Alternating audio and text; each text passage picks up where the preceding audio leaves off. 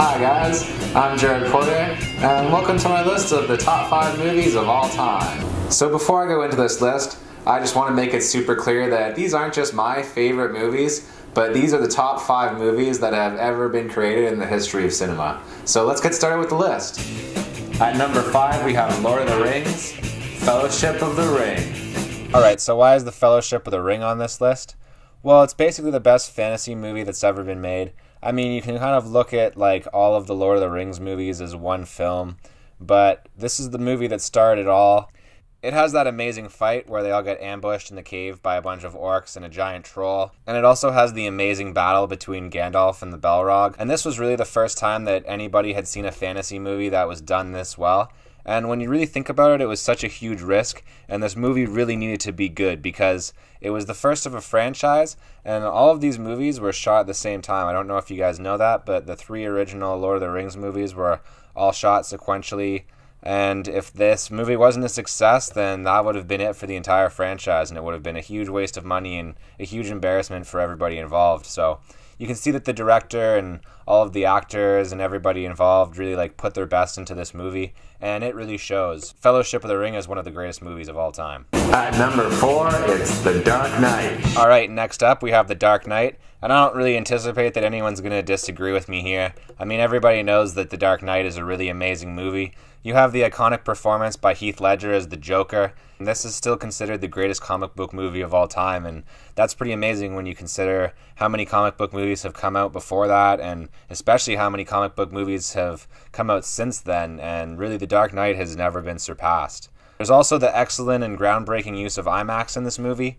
I remember the first time that I saw The Dark Knight in theaters, I saw it in an IMAX theater, and I was like just completely blown away by some of the IMAX sequences. And they actually broke one of their IMAX cameras during the shoot. It was when they were flipping the pickup truck on that highway. I mean, if you're going to do it, that was probably going to be how you're going to break it.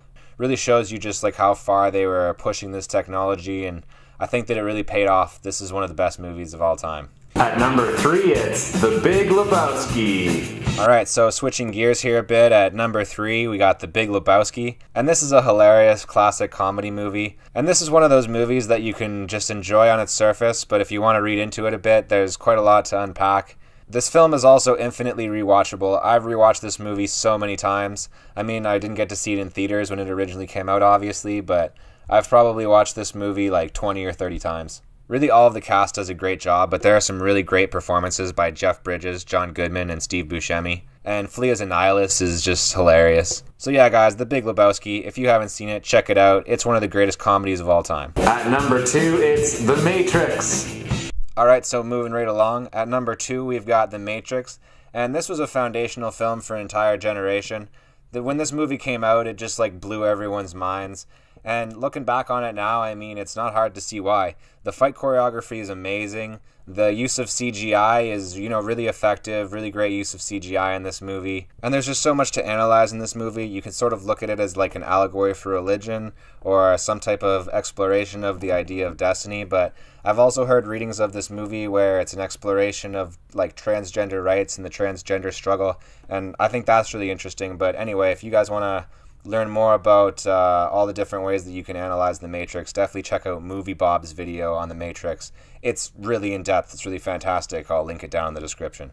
Anyway, yeah, Matrix is one of the best movies of all time. And the number 1 greatest movie of all time is The Shining. So at number 1 we have The Shining, and really what else could it be? This movie is masterfully directed by Stanley Kubrick with an almost maddening attention to detail. Kubrick is known for making his actors do like a ridiculous amount of takes, and this movie was no exception. I think that Shelley Duvall had to do that scene where she's like walking up the stairs backwards and Jack Nicholson is chasing her and she hits him with a baseball bat. I'm pretty sure they did like at least 50 takes of that scene, so really when you see her like freaking out and being like totally crazy, she probably just actually was. And the implementation of Steadicam is another thing that this movie is really known for. If it wasn't for Steadicam, a lot of the iconic shots of Danny biking around on the different levels of the hotel and stuff like that would have been impossible. So yeah, really revolutionary use of Steadicam here. Another thing that's great about this movie is that it delivers some real impactful psychological scares, and these scares really stick with you. I remember seeing some of this stuff when I was a bit younger, like 12 or 13, and just those two girls holding hands all bloody in that hallway, like, man, that just stays with you for a long time. The old lady in the bathtub, like, I don't even want to go into it. And yeah, like a lot of the movies on this list, this is the type of film that you can really like get into, you can really analyze, get in depth with. If you guys haven't seen the awesome documentary Room 237, like go check that out right now, because that, you know, analyzes it way more than I have time to in this episode. So yeah, The Shining is the best movie ever, but you already knew that. Alright, that's it guys. Those are the 5 best movies of all time. Do you agree? Do you disagree? Do you think I'm a douche? Let me know down in the comments. But yeah, anyways, if you guys like this video, you can subscribe for more. And I'll see you guys next time.